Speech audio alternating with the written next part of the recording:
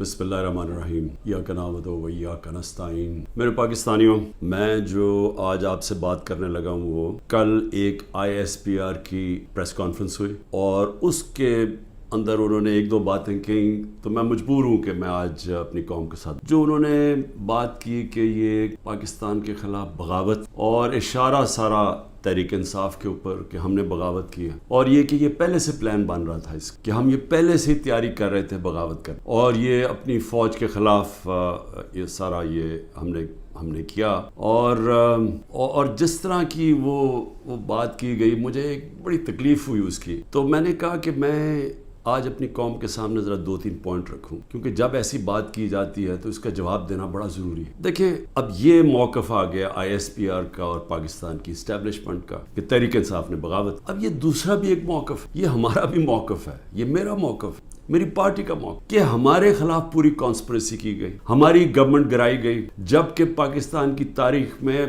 2 سالوں میں ہمارے 2 سالوں میں بہترین معیشت اوپر جا رہی تھی۔ آپ اگر اکنامک انڈیکیٹرز دیکھ لیں اور پاکستان اکنامک سروے پڑھ لیں تو وہ ان کی حکومت کا بھی پڑھ لیں جو ان کے دور میں شائع ہوا ہے، تو آپ کو یہ پتہ چلے گا کہ 17 سال کے بعد بہترین اکنامک پرفارمنس تھی، اور 17 سال پہلے اس لیے تھی کہ امریکی ڈالرز آ رہے تھے، ہم امریکہ کی وار آن ٹیرر لڑ رہے تھے۔ یہ امریکی ڈالرز آنے کے باوجود یہ اکانومی بڑھ رہی تھی، انڈسٹری بڑھ رہی تھی، ریکارڈ گروتھ ہو رہی تھی، اور اس کے باوجود کہ 2 سال کرونا میں ساری دنیا میں ایک بہت بڑا زوال آیا ہوا تھا، اس کے باوجود اللہ کا کرم کہ ہم نے اپنی معیشت کو بھی بچایا، ہم نے اپنے لوگوں کو بھی بچایا۔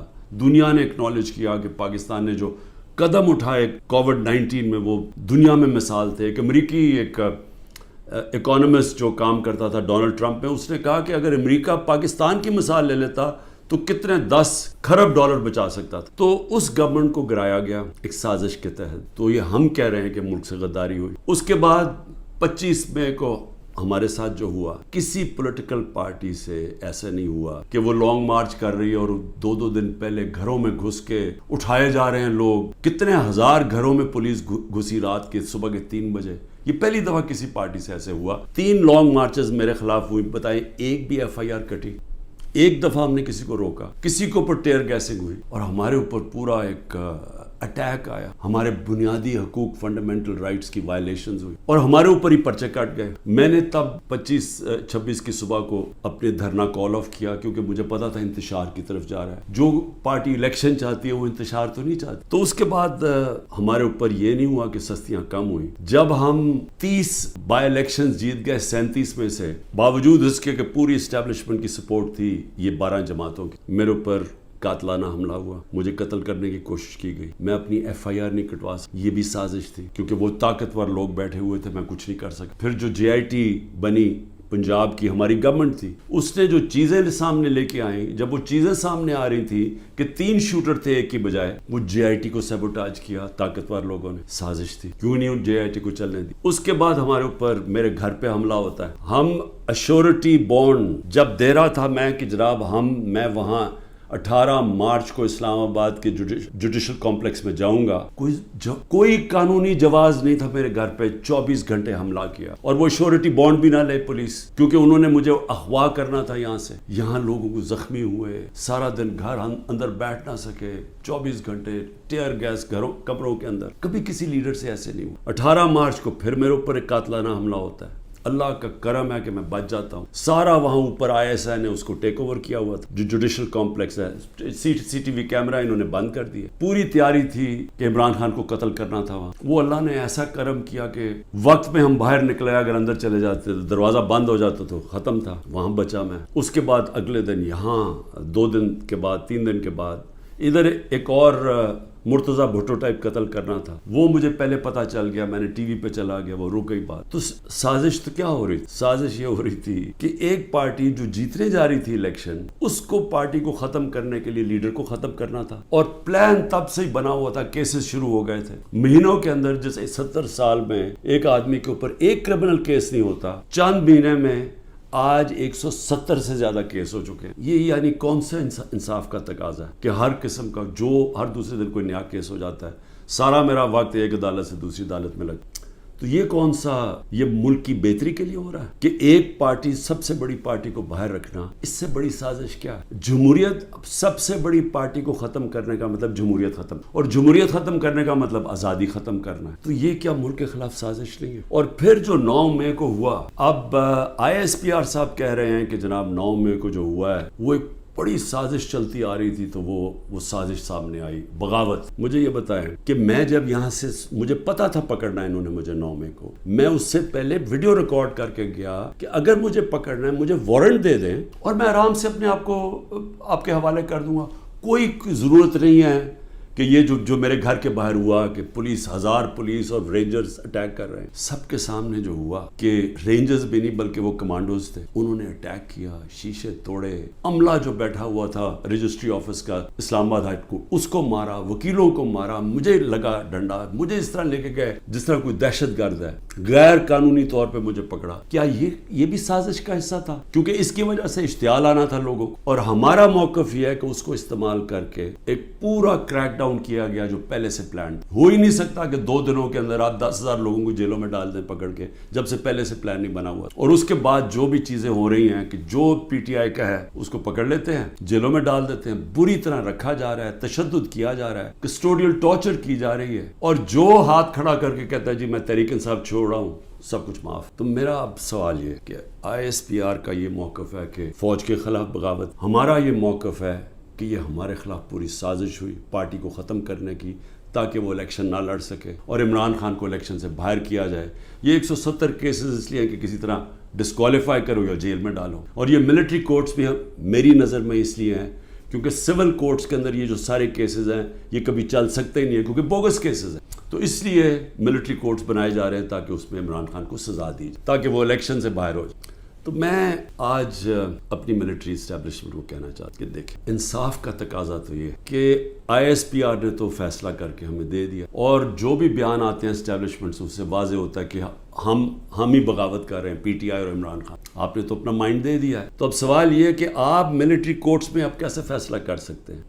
کیونکہ جج، جوری اور ایکسیکیوشن تو اب بن ہی نہیں سکتے. وہ تو انصاف ہوتا ہی نہیں ہے. انصاف تو وہ ہوتا ہے کہ میرا موقف ہے اور ایک اسٹیبلشمنٹ کا موقف، بیچ میں تو کوئی جج بیٹھ کے فیصلہ کرتا ہے نا کہ کون ٹھیک کہہ رہا ہے. مجھے موقع دیا جائے، میں انشاءاللہ ثابت کروں گا. میرے پاس تو اب آہستہ آہستہ ثبوت آیا نا کہ یہ پورا پلان کر کے 9 مئی کو انتشار کیا گیا ہے. یہ جو جگہیں جلائی گئی ہیں یہ پلان ہوا تھا پہلے سے. یہ جو پکڑے تھے 10,000 لوگ یہ پہلے سے پلان بنا ہوا تھا، اور یہ پلان صرف ایک مقصد سے تھا کہ تحریک انصاف کو ختم کرنا ہے. یعنی جو کاٹا ڈالا ہوا تھا، جو بار بار مجھے ہمیں اسٹیبلشمنٹ بتاتی تھی، جو میرے ابھی بھی لوگوں کو ملتی ہے، تو ہمارے جو سارے لوگوں کو ملتی ہے ان کو ایک ہی کہ جی عمران خان کے اوپر کاٹا ڈل گیا ہے، آپ کسی اور پارٹی میں چلے جائیں، PTI کا کوئی مستقبل نہیں. مشکل پہلے تو ان کی بزنسز بھی بند کرتے ہیں، گھر بھی توڑتے ہیں، سب کچھ، لیکن ساتھ پھر یہ مایوس بھی کر دیتے کہ جی عمران خان کا تو کوئی چانس ہی. تو بڑے ریسپیکٹفلی میں کہنا چاہتا ہوں کہ ایک یہ عدالت میں کیس چلنا چاہیے اور اوپن ٹرائل. میری ایک اور ریکویسٹ، یہ ٹیلی وائز ہونی چاہیے ٹرائل، کیونکہ یہ ایک ملک کے خلاف اگر بغاوت ہے تو یہ کوئی چھوٹی چیز نہیں ہے.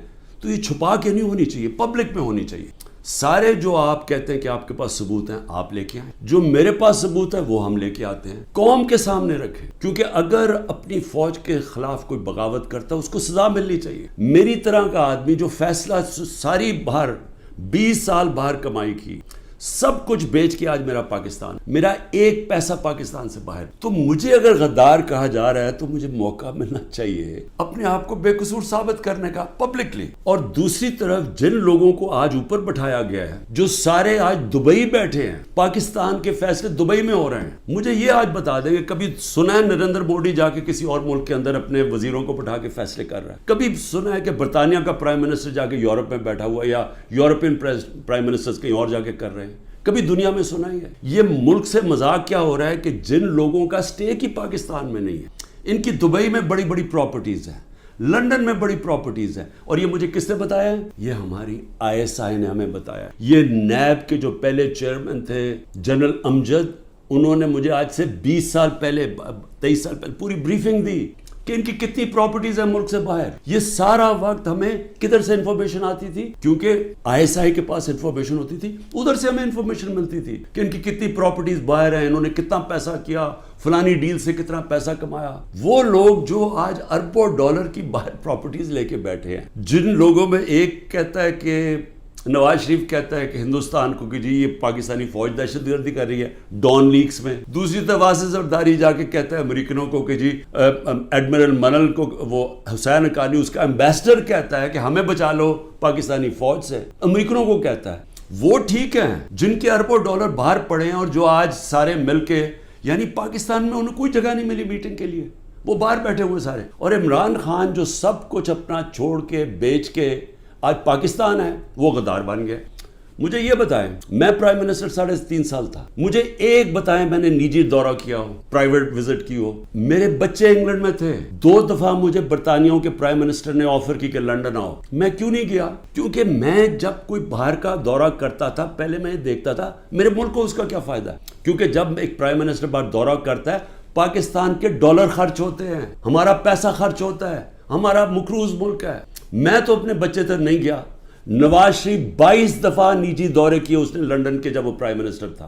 آصف زرداری 50 دفعہ دبئی گیا جب وہ پریزیڈنٹ تھا, اور ملکوں کے علاوہ. تو آج مجھے تکلیف یہ ہے کہ یہ جو لوگ اوپر مسلط کیے ہیں, جو دبئی بیٹھ کے پاکستان کے فیصلے کر رہے ہیں, یہ محب وطن ہیں, اور میں اور میری جماعت ان کو غدار کہا جا رہا ہے. اس لیے اس کی اوپن ٹرائل کر, یہ بیٹھے اس کو ٹی وی کے اوپر یہ ٹرائل ہے. مجھے موقع ملے بتانے کا قوم کو کہ ہمارے سے ہوا کیا کیا ہے, میرے سے کس طرح غداری کی گئی ہے, کس طرح میرے سے جھوٹ بولے گئے ہیں, کس طرح کمر میں چاقو مارا گیا ہے, اور آج پاکستان کو گھٹنے پہ پہنچا دیا ہے. آج ہم معاشی طور پہ بھی اس جگہ پہ پہنچ گئے ہیں کہ نریندر مودی کہتا ہے کہ اس کو پاکستان کو چھوڑ دو, یہ اپنے بوجھ میں ہی کر رہا ہے. آج یہ سٹیٹمنٹ آئی ہے, 14 مہینے پہلے اس طرح کی کسی کوئی سٹیٹمنٹ آئی تھی؟ ذرا صرف دیکھ لیں کہ پاکستان کا وقار کدھر تھا اور آج کدھر ہے پاکستان. جتنی انہوں نے خدمت کی امریکہ کی, یہ فورن منسٹر نے اچھی انگریزی بول کے اور پتہ نہیں اربوں روپے کے دورے کر کے, اور اوپر سے شہباز شریف سارا وقت دورے کر رہا ہے باہر. جو جوائنٹ سٹیٹمنٹ آئی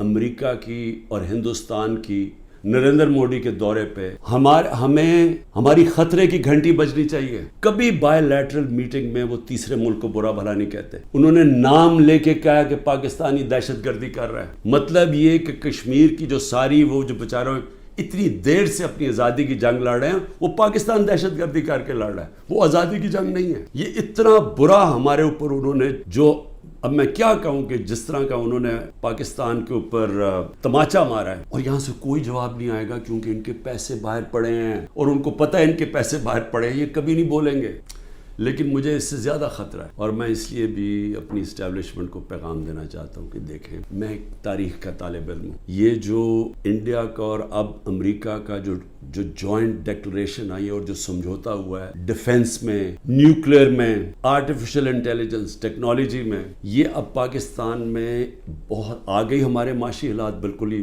جدھر پہنچ گئے ہیں. اس سے ایک امبیلنس پیدا ہو گیا ہے. آج ہندوستان جس طرح نریندر مودی نے تکبر میں باتیں کی ہیں, آج وہ ہمارے سے اپنے آپ کو بہت طاقتور اب سمجھتے ہیں. اور جب انہوں نے کہا نا کہ اپنے بوجھ میں گر رہا ہے, وہ اپنے بوجھ میں گرنے نہیں دیں گے, وہ گرائیں گے. ہمیشہ جنگیں تب لڑی جاتی ہیں جب ایک فریق سمجھتا ہے کہ وہ دوسرے سے بہت زیادہ طاقتور ہے. روس جب یوکرین میں گیا تو یوکرین کا نیوکلیئر پروگرام ختم ہو چکا تھا اور روس سمجھتا تھا ان سے بہت بڑا طاقتور ہے. امریکہ عراق میں اور افغانستان میں اس لیے گیا کہ وہ بہت طاقتور تھا ان سے. تو جب ہندوستان یہ سمجھنا شروع ہو گیا کہ وہ پاکستان سے بڑا طاقتور ہے, ہماری خطرے کی گھنٹی بجنی چاہیے. ملک کو متحد ہونا چاہیے, ملک کو آزاد رکھنے کے لیے قوم کو اکٹھا ہونا چاہیے. یہ نہیں ہونا چاہیے کہ ملک کی اسٹیبلشمنٹ ملک کی سب سے بڑی پارٹی کو ختم کرنے کی کوشش کرے. اس کا مطلب جو ملک کی اکثریت عوام ہے جو ایک پارٹی کے ساتھ کھڑی ہے اس کو اپنے خلاف کر لے. یہ ملک کو نقصان ہے. ہماری پھر سے اکانومی بیٹھ چکی ہے, ان کے پاس کوئی حل نہیں ہے. جو جس طرف ہم جا رہے ہیں, جو یہ کوشش کرنے جا رہے ہیں کہ کھچڑی پک جائے پولیٹیکل انجینئرنگ سے, وہ اور ملک کمزور ہونے والا ہے. میں اس لیے پھر سے کہتا ہوں کہ آخر میں اپنے جو فیصلہ کرنے والے لوگ ہیں, جو طاقتور لوگ ہیں, اس وقت پاکستان کو ایک ہی راستہ ہے, صاف اور شفاف الیکشن. لوگوں کو امید صرف تب آئے گی, امید ختم ہو چکی ہے. نوجوان جو چھوڑ کے ملک کو جا رہے ہیں, پروفیشنل جو ملک کو چھوڑ کے جا رہے ہیں, جو غریب لوگ کشتیوں میں ڈوب رہے ہیں باہر ملک سے نکلنے کے لیے, ان کو امید چاہیے, اور کسی چیز سے امید نہیں آنے لگی سوائے ایک چیز سے, صاف اور شفاف الیکشن. پاکستان پائندہ باد.